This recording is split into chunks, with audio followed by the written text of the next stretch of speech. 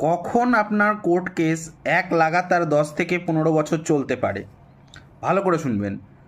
যখন আপনার ষষ্ঠপতি যদি হয় শনিদেব এবং সেই ষষ্ঠপতি শনিদেবের দশা মহাদশা চলছে এবং সেই সময় আপনার কোর্ট কেস আপনার নামে হলো বা আপনি করলেন কোর্ট কেস, না মিনিমাম 10 থেকে 15 বছর লাগবে। যদিও আপনি নিরপরাধ হন তাতেও 10 থেকে 15 বছর লাগবে ওই কেসটার ডিসিশন আসতে।